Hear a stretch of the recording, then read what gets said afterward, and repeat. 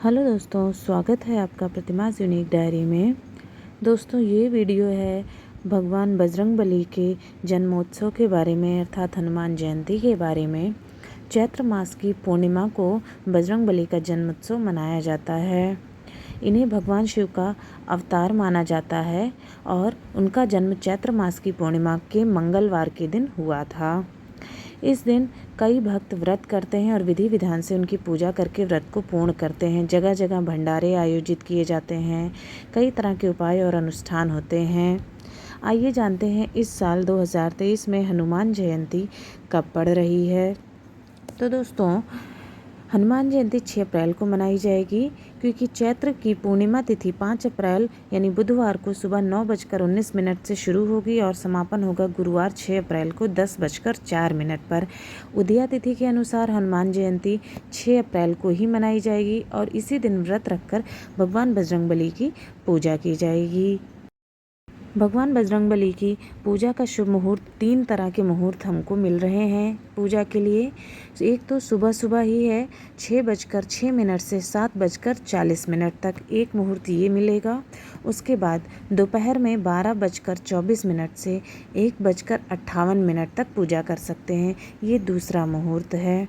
फिर शाम के समय भी जो लोग पूजा करना चाहते हैं तो शाम 5 बजे से 8:07 तक भी पूजा का मुहूर्त है। इस तरह से सुबह, दोपहर और शाम को 3 मुहूर्त पूजा के लिए बजरंगबली की मिल रहे हैं। आप पूरे दिन 6 तारीख को पूजा कर सकते हैं।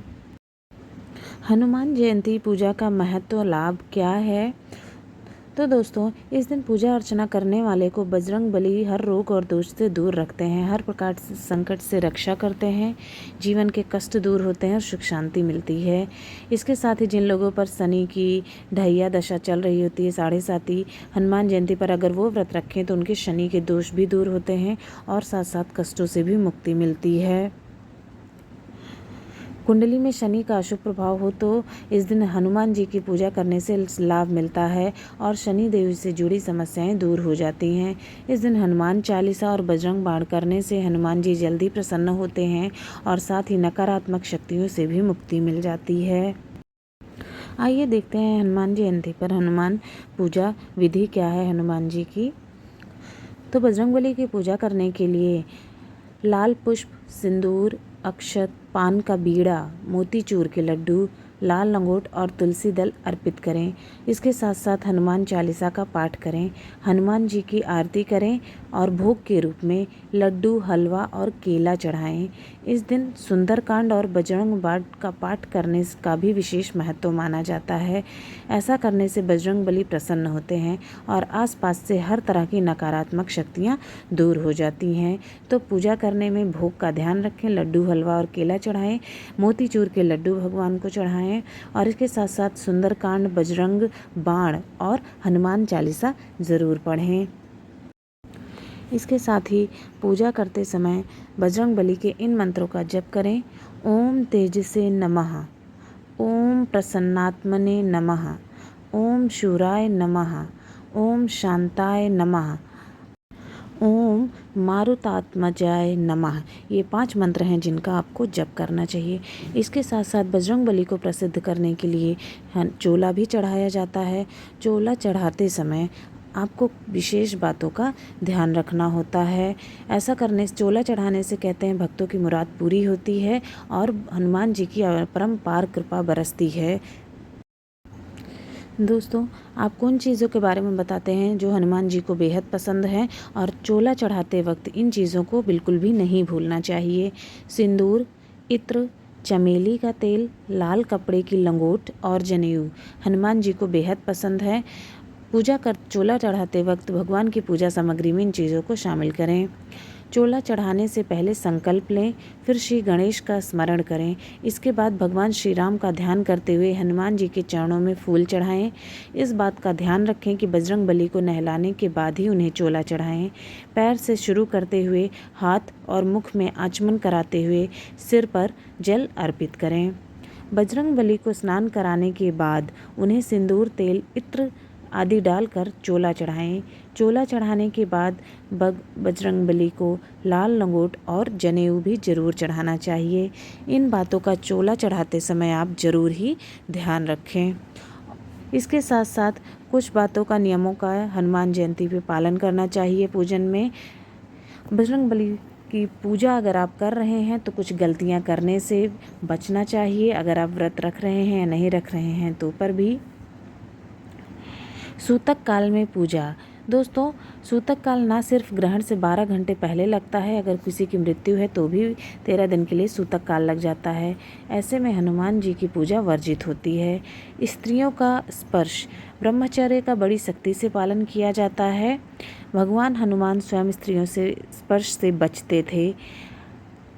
अगर महिला मंदिर में पूजा कर रही हैं तो उन्हें बजरंगबली की मूर्ति का स्पर्श नहीं करना चाहिए। हाँ, आप पूजा कर सकता है, हनुमान जी की पूजा हर कोई कर सकता है, बस मूर्ति को स्पर्श नहीं करना है।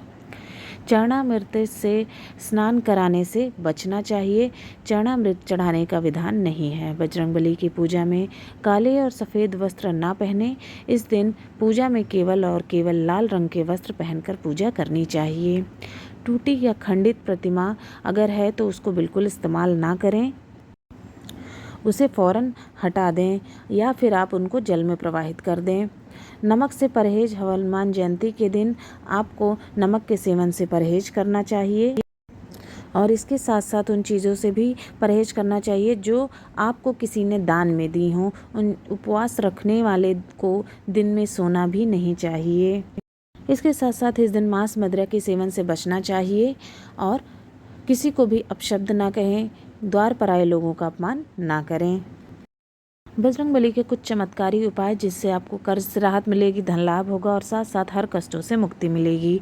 पहला उपाय है, अगर आप पैसों की समस्या से गुजर रहे हैं तो हनुमान जयंती के दिन 11 वट वृक्ष के पत्तों पर लाल चंदन से श्री राम लिखें और उसकी माला बनाकर बजरंगबली को पहनाएं। इससे आर्थिक तंगी दूर होती है। परिवार में बीमारियों के कारण स्वास्थ्य पर बुरा असर पड़ रहा है तो इस दिन बजरंगबली के कंधे पर लगे सिंदूर का टीका रोगी के मस्तक पर लगा दें। इससे हर तरह की बला टल जाती है और नज़र दोष के लिए ये उपाय बहुत ज़्यादा कारगर है। कंधे पर लगा टीका रोगी के माथे पर लगा दें।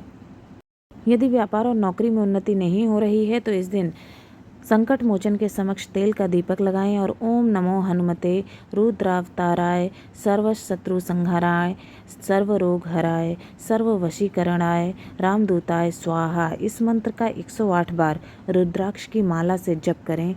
इससे बिजनेस और नौकरी में तरक्की होती है। चौथा उपाय, इस दिन घर में सुंदरकांड का पाठ करें और गरीबों में बूंदी के लड्डू का प्रसाद बांटें। इससे संतान संबंधी समस्या दूर होती है और वंश वृद्धि के योग बनते हैं। पांचवा उपाय, अगर आप शत्रु बाधा से परेशान हैं, कार्य में विरोधी अड़चने डाल रहा है तो इस दिन बजरंगबली को सिंदूरी रंग का लंगोट और पान का बीड़ा चढ़ाएं।